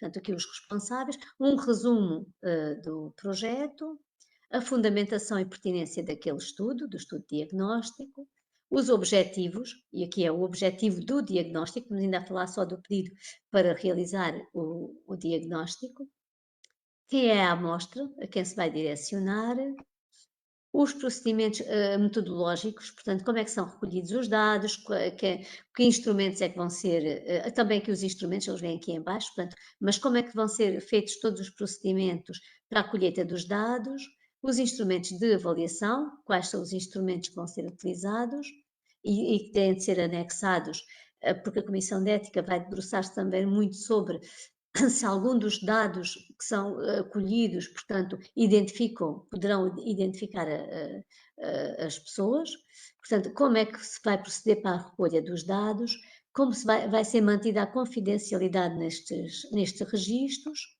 também aqui uma fundamentação com os outros estudos em que se baseia em investigação, as declarações de consentimento informado e também aqui acompanhar aqui alguns documentos em anexo, a declaração do consentimento esclarecido, que normalmente, que quando se aplica ao questionário ou uma entrevista ao portanto, tem de ir, de facto, tem que estar acautelado. Vou ainda compartilhar só um documento, que este é um documento que eu utilizo. Vou aqui compartilhar, posso dizer que para mim, falta-lhe aqui uma coisa, mas eu vou aqui compartilhar na mesma. acho que já estou a conseguir. Sim, que é um guia que eu costumo fornecer aos meus alunos, que é um guia orientador das etapas do projeto. Portanto, ou seja, o projeto deverá ter uma introdução, depois o diagnóstico de situação, e aqui dentro do diagnóstico colocar qual foi a metodologia que foi utilizada para o diagnóstico de situação, os instrumentos que são utilizados, os procedimentos éticos e os resultados do diagnóstico. Após o diagnóstico de situação, tal como eu já vos referi, depois de termos identificado os problemas, a determinação das prioridades, portanto aqui, ou seja, estes podem ser os pontos de um projeto de intervenção, os objetivos, a seleção das estratégias e depois a preparação operacional. E dentro da preparação operacional, quais são as atividades, portanto, as atividades que se pretende, que estão planeadas, porque aqui estamos a falar do projeto, e aqui é só aquilo que nós planeamos, ressalvando aqui que podem depois ter de haver aqui, de facto, alterações. Quais são os resultados, portanto, através dos indicadores, avaliar estas atividades, a previsão de recursos, portanto, o orçamento, a comunicação e divulgação do projeto também é algo que é importante, é como é que eu pretendo divulgar este projeto. Eu posso pretender dizer, e muitas vezes a comunicação e divulgação do projeto pode ser através da página da instituição, através de um artigo no jornal, através da publicação dos resultados do diagnóstico de situação, através de um artigo científico, por exemplo. Ou seja, existem imensas formas que nós podemos utilizar para esta comunicação e divulgação do projeto, o cronograma de atividades e como é que vai ser feito o seguimento e o follow-up do projeto. Depois ainda o planeamento da monitorização e da avaliação, ou seja, quais são os indicadores de avaliação, tanto a avaliação do processo como a avaliação, porque eu tenho que planear logo que eu vou avaliando todas as intervenções, cada uma das intervenções que eu vou realizar vão ser sujeitas a uma avaliação, e no final eu vou fazer a avaliação do projeto na sua globalidade. E os comentários finais e bibliografia, portanto, são estes elementos que devem ou que podem integrar um projeto de intervenção e de uma forma relativamente simples, digo eu, não é simples, mas que pode ser, é uma forma estruturada e tal como que eu já referi no início, quando todas as pessoas que, quando fazem o primeiro, às vezes é difícil elaborar, construir o primeiro projeto de intervenção. Após a construção do primeiro, a partir daí, deixa até de fazer sentido desenvolver o que quer que seja, sem se ter um projeto na base daquela intervenção. Portanto, e também é uma forma de divulgação daquilo que nós fazemos. Porque se nós fizermos um diagnóstico de situação, e o diagnóstico até pode ser uma revisão da literatura, mas uma revisão da literatura bem feita, e que as pessoas conseguem fazer muito bem feitas, nós vimos por aí, e são publicadas, se for a publicação dessa revisão da literatura por aquela equipa, também mostra aquilo que os enfermeiros fazem e aquilo que as pessoas estão a fazer nas unidades onde estão a trabalhar. Portanto, e termino aqui a minha apresentação. Muito obrigada. Espero que tenha sido explícita e coloco-me à disposição para dúvidas que surjam. Depois a enfermeira Silvia irá falar a seguir sobre outros aspectos. Dúvidas que surjam, nós estamos para ajudar as pessoas, ajudar a todos a desenvolver os seus projetos, porque efetivamente o que nos interessa é que a enfermagem produza conhecimento e só produz desta forma. Portanto, no contexto, nestas parcerias, podem fazer parcerias também com as escolas também estão abertas a isso. Portanto, todos encontrarem todo o tipo de parceiros para desenvolver os vossos projetos. É importante fazê-los e implementá-los. Muito obrigado. Muito obrigada. Linda Caldeira. A sua intervenção foi excelente, bastante pertinente, elucidativa, no que concerne às diferentes etapas do projeto de intervenção, elencando cada um dos elementos que fazem parte dessas etapas extremamente importantes e elucidativas com experiências, na obtenção, portanto, de resultados de investigação. Muito obrigado, Sra. Professora. Para nos falar da segunda temática, muito rapidamente, Orçamento Participativo, edição 2022, Temos connosco a senhora enfermeira Sílvia Fernandes, secretária do Conselho Diretivo Regional da Secção do Sul da Ordem dos Enfermeiros, é enfermeira especialista em enfermagem de reabilitação, mestre em enfermagem de reabilitação, é pós-graduada em bioética e pós-graduada em gestão e administração dos serviços de saúde. A quem passo a palavra para que dê início à sua exposição. Aqui a secção constatou ao longo destes anos que havia colegas que elaboravam projetos, mas que eles construíam esses projetos, mas que por motivos financeiros não os conseguiam implementar, concretizar. A professora Irmelinda também falou aqui, abordou em alguma das estratégias para a ausência de recursos financeiros, a nossa secção, a secção do Sul, para ajudar os enfermeiros a ultrapassar este constrangimento, decidiu então desenvolver o orçamento participativo, que já vai na sua 4ª edição, olhando para este instrumento como uma oportunidade não só de reforçar a participação e o envolvimento de todos estes colegas distritos aqui à secção regional, mas também como uma contribuição para a definição de políticas ativas nas suas organizações de saúde em prol da enfermagem. Pelo que lançamos aqui o desafio a todos vós que estão a realizar ou que estão a pensar realizar um projeto de intervenção no âmbito da enfermagem, da nossa profissão, e que necessitem do tal financiamento para os concretizar, que apresentem as vossas candidaturas. O regulamento vai estar disponível, vai ser divulgado no site da nossa secção. Consultem-no, leiam-no bem, porque de facto tem lá todos os critérios e tudo aquilo que é necessário para esta candidatura. Dado aqui o avançar da hora, abordarei muito resumidamente mesmo, estive aqui mesmo a resumir só alguns pontos do regulamento em que temos verificado aqui que têm suscitado algumas dúvidas, pelo que passo aqui já a compartilhar então os artigos que considero mais importantes.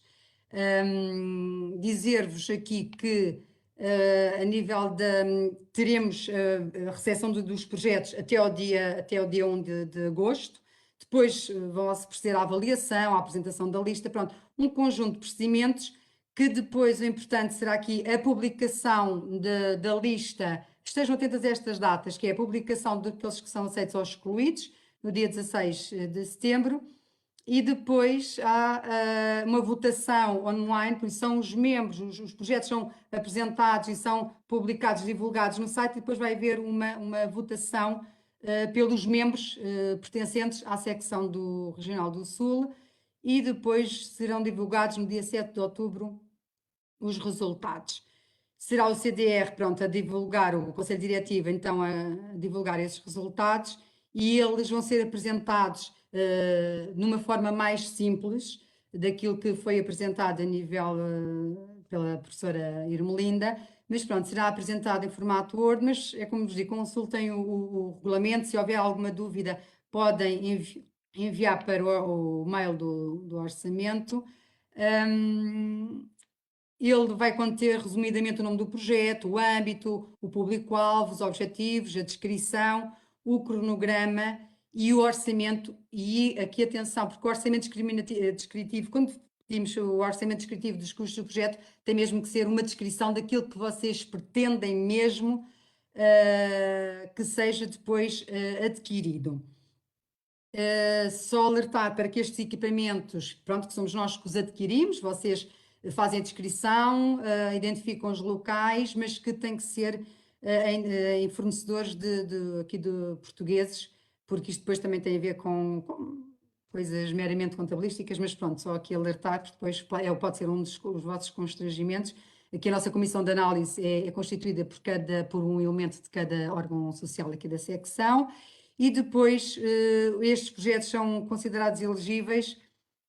Tem várias situações, mas que aqueles que consideramos mais importantes é que não chegam a um montante que é determinado neste regulamento, que cumpram o artigo 9, que são aquilo tudo ser apresentado em ordem, ter aquele número de caracteres, ser o âmbito, os objetivos, ter o cronograma, tudo aquilo que consta nele.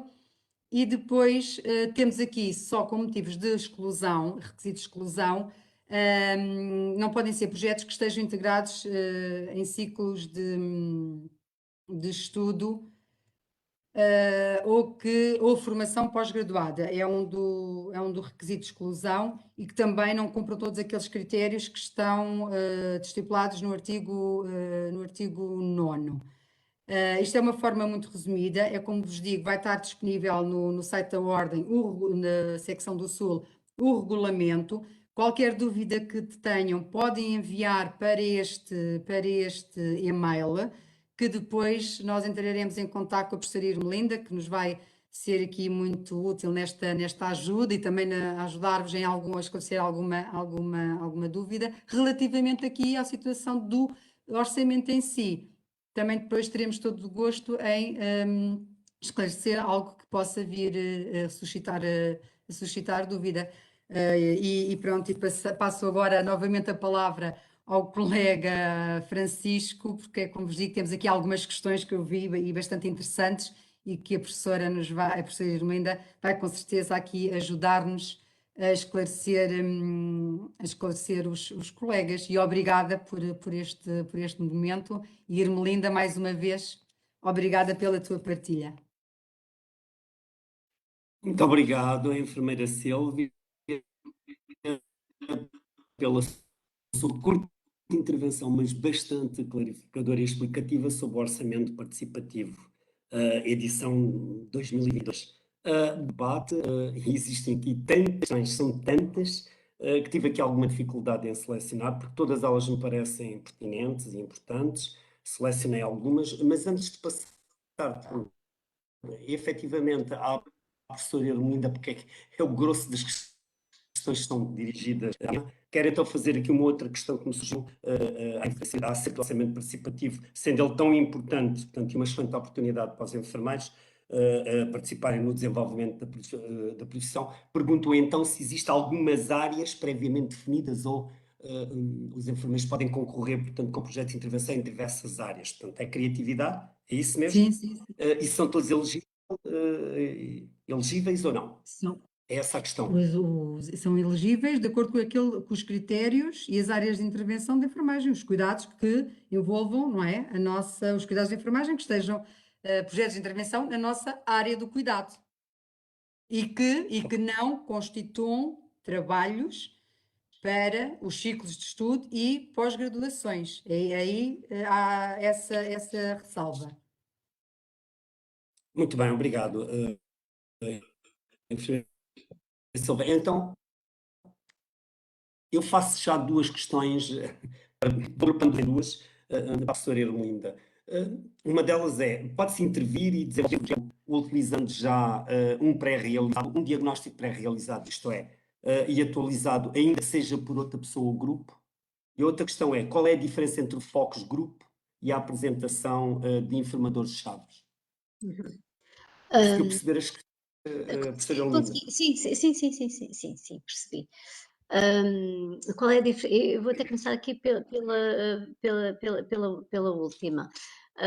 O focus group é muito semelhante, aliás, a aproximação por informador-chave acaba por ser a aplicação de uma entrevista.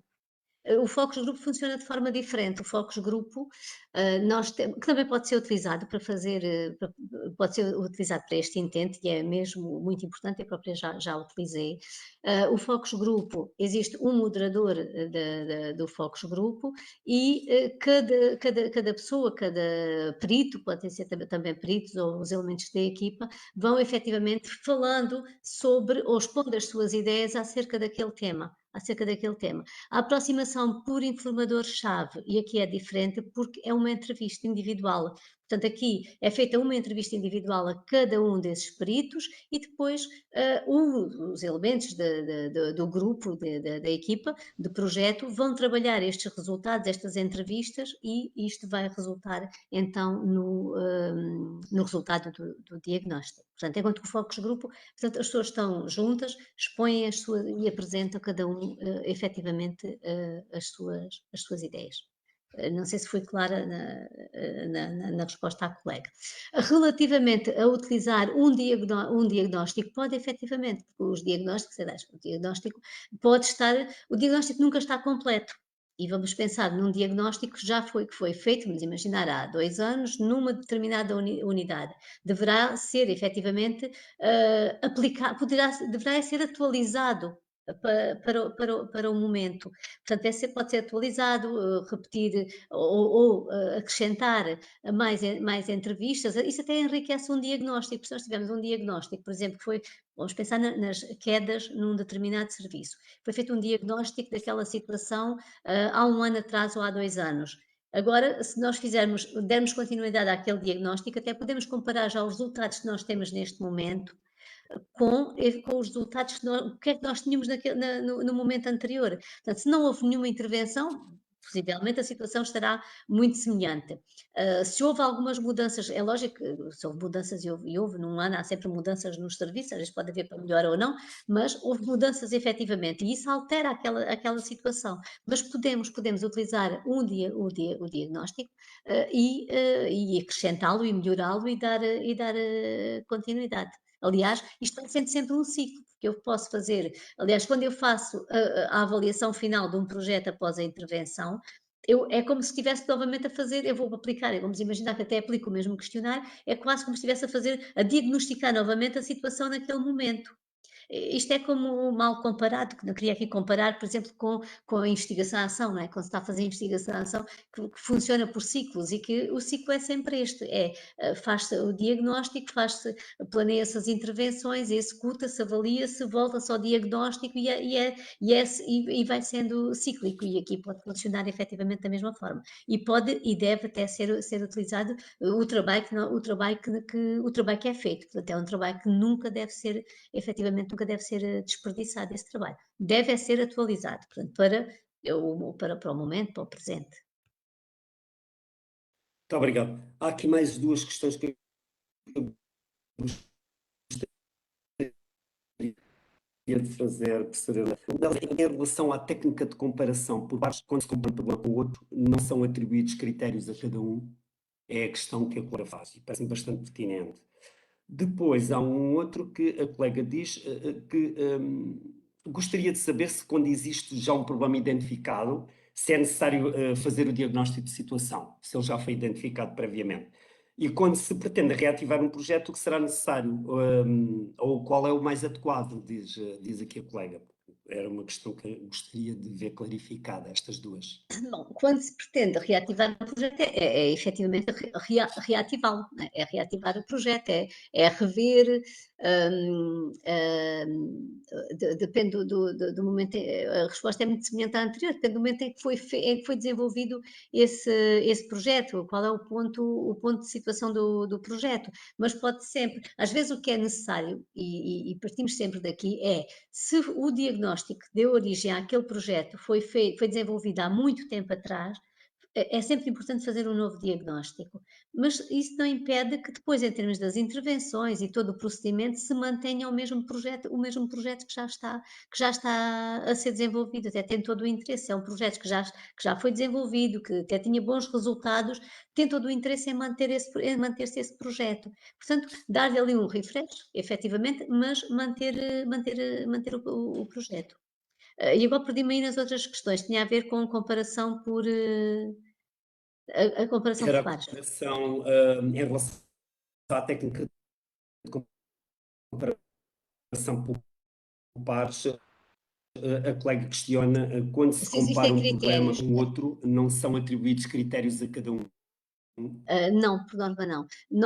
Cada um de nós, quando faz a comparação por pares, se imaginar que nós vamos fazer essa comparação, no fundo, cada um vai buscar, no fundo, os critérios que eu apresentei anteriormente, têm a ver com a magnitude do problema. se efetivamente, quando nós temos dois problemas e nós temos, por exemplo, quedas no domicílio e temos acidentes rodoviários, por exemplo, nos jovens, e são dois problemas que são graves, quando nós fazemos a comparação por pares, a minha decisão, a minha tomada de decisão de considerar que os acidentes rodoviários são mais importantes do que as quedas no domicílio, ou o contrário, me leva a tomar essa decisão, tem a ver com aqueles primeiros critérios que eu referi, que tem a ver com a magnitude e eu penso, quem é que é afetado, temos muitos acidentes rodoviários nos jovens ou tivemos um nos últimos 2 anos ou no último ano, e afinal temos imensas quedas no domicílio, ou seja, qual é a magnitude deste problema? Quem é que é a população que é afetada?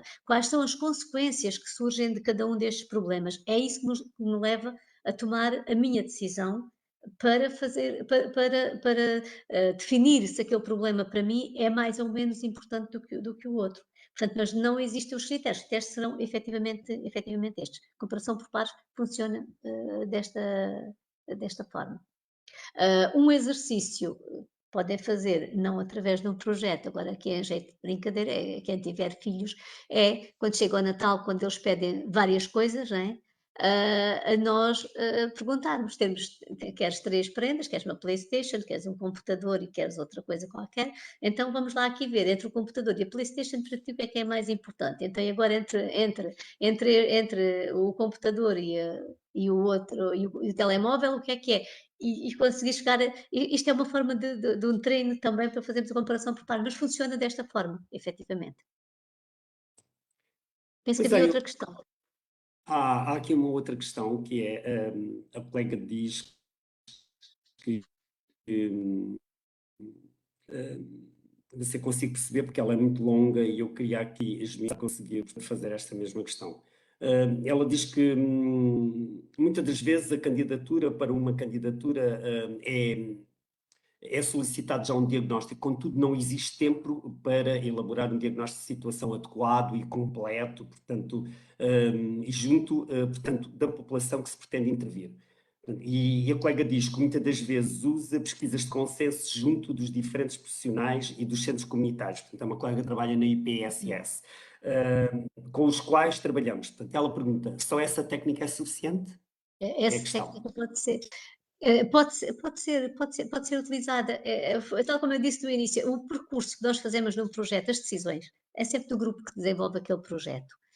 E se eu dou um exemplo. É lógico que se eu for fazer um diagnóstico de situação, vamos imaginar, quer saber quais são as necessidades dos familiares cuidadores dos utentes de uma UCC, dos utentes de uma determinada UCC.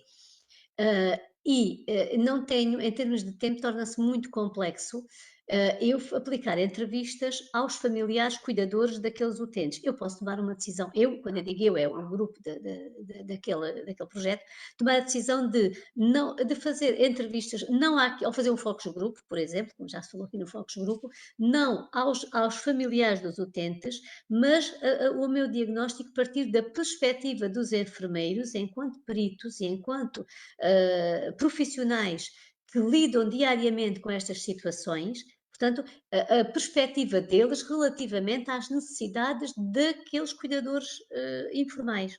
Portanto, ou seja, posso utilizar efetivamente essa técnica. Portanto, essa é uma decisão, e aí é sempre uma decisão de quem faz o diagnóstico. E quando nós falamos em diagnóstico, o diagnóstico, por norma, é demorado e torna-se demorado muitas vezes o que tem a ver até com estes tempos dos pedidos às comissões de ética, tudo isso, mas um diagnóstico também é válido se eu fizer um diagnóstico utilizando indicadores, utilizando, portanto, a revisão da literatura, eu fazer uma pesquisa em bases científicas, artigos científicos e outros trabalhos já desenvolvidos e chegar, é lógico que não é um diagnóstico tão centrado na minha população, no meu grupo, porque aí eu tenho um diagnóstico que é mais geral, né? Portanto, se eu vou utilizar artigos científicos de vários países sobre as quedas no internamento hospitalar, é lógico que eu vou obter um determinado resultado no final, né? Agora, se eu utilizar os resultados efetivos dos meus utentes naquele serviço, eu tenho uns resultados muito mais precisos, mas eu posso fazer um diagnóstico partindo de uma revisão da literatura, efetivamente. Portanto, é uma opção de quem faz o diagnóstico da situação. Muito obrigado, professora. Vou então agora fazer mais uma questão, mas agora dirigida à enfermeira Sílvia. Está ligada, portanto, enfermeira Sílvia, não sei se me está a ouvir. E Enfermeira Sílvia, está-me a ouvir? Estou direcionada a si. estou a ouvir. É um colega, ok, é um colega que diz que é um projeto tecnológico na prevenção de quedas, contudo, ele teve sempre dificuldade em pensar a questão dos requisitos ao processo, portanto, de registro da patente, e ele questiona, será enquadrável nos vossos apoios, nos apoios da Ordem? Já foi reconhecido por vários concursos. Sim, o colega concorre. A questão continua. Francisco, não te estou a ouvir, desculpa. Estás com cortes. Não te estou a ouvir, mas depois li, eu vou responder assim. Os projetos, os colegas, e por isso é que eu disse, a nível do regulamento, devem de facto ler e perceber neste sentido que todos os projetos são elegíveis, desde que apresentam aqueles critérios, têm que ser membros da Secção Regional do Sul, porque é uma atividade da Secção do Sul. Por exemplo, a Secção do Centro também tem orçamento participativo, por isso os membros do Centro devem candidatar-se à do Centro, por isso cada secção tem ou não o seu orçamento participativo, nós temos, além de terem os dados pessoais, terem que ter os dados pessoais atualizados, de ser no âmbito da prestação de cuidados e para a melhoria aqui da qualidade, que permitam aqui a melhoria da qualidade dos cuidados, tudo isto, todo o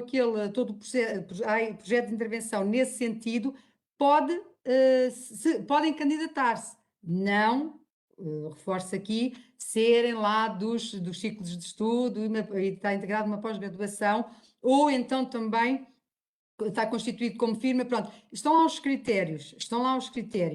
No entanto, dizer-vos que vocês candidatam-se, eles são analisados e depois são votados pelos colegas, não é? Só para que fique aqui também explícito que nem todos os projetos vão ser financiados, só os votados. Contudo, eu não estou a ver o projeto do colega, não é? Não tenho dados suficientes para dizer se este vai ser ou não aceite, está bem? Por isso, fica atento ao site que o regulamento vai sair e depois, sim, se tiver alguma dúvida antes de candidatar, está lá o mail, disponha, questione, que eu depois entro em contacto consigo. Pronto, aqui uma forma mesmo muito, muito resumida e os pontos ali principais, mas dizer isto, que é importante lerem o regulamento, ele vai sair no site, leiam, e qualquer dúvida, porque estão lá os critérios de elegibilidade dos projetos, e dizer-vos que tudo aquilo que constitua uma mais-valia para os cuidados, para a melhoria da qualidade dos cuidados e para toda a partilha dos projetos que estão a ser implementados nos locais de trabalho, que vão ser implementados, com certeza que, cumprindo aqueles critérios, serão colocados para votação. E eu agora que estava aqui a ler do colega especificamente, isto são coisas muito específicas, porque assim, o que nós damos é ajuda nesta tal elaboração, se for necessário, e depois uma percentagem do orçamento atribuído a cada projeto, pronto, que depois é votado favoravelmente. Está bem? Por isso, são questões muito, estava aqui a ver a da patente, isto são questões muito específicas que lá está, o colega, quando se candidatar, tem que saber o valor que é necessário para este procedimento, para este processo de registro de patente, porque é dentro desse orçamento que depois lhe vai ser atribuído ou não, caso os outros colegas votem o projeto dele, consideram que há projetos muito interessantes, mas nem todos ganham, né? São os mais votados. Por isso é dizer que tudo é tudo é, a nível de materiais, tudo é financiado, desde que se enquadre naquele valor que é financiado. Está bem? Ok. Mais uma vez agradecer e reforçar o meu obrigado, portanto, às duas colegas, às duas convidadas que constituíram este painel, pelas brilhantes intervenções, agradecer a todos os colegas que resistiram até ao fim ao webinar, ainda continuam, portanto, a fazer questões. Agradecer a estas questões que foram pertinentes, portanto, e que foram colocadas e tornaram este webinar num momento único de partilha de informação. E lançar também o repto a todos os colegas que estejam ou a realizar ou pensem a realizar projetos de intervenção e necessitem de financiamento, o façam ao Orçamento Participativo de 2022 da Secção Regional do Sul da Ordem dos Enfermeiros, como, portanto, expressou a enfermeira Sílvia Fernandes. Informar que as questões ou dúvidas que não chegaram a ser, portanto, aqui clarificadas neste webinar e que poderão surgir a quando da visualização, portanto, do webinar no YouTube, poderão ser remetidas por escrito, portanto, via e-mail para a Secção Regional do Sul da Ordem dos Enfermeiros e, posteriormente, portanto, a Ordem fará chegar, portanto, uma resposta clarificando estas mesmas dúvidas. E, como diz a enfermeira Sílvia Fernandes, portanto, há o regulamento que podem consultar e ler, portanto, detalhadamente, a fim de se contextualizarem de como, portanto, o podem fazer. Vamos, então, encerrar, portanto, o webinar, a construção de projetos de intervenção, e desejar a todos os intervenientes, portanto, e a todos os nossos ouvintes, portanto, uma boa noite, dizendo, portanto, que fiquem bem.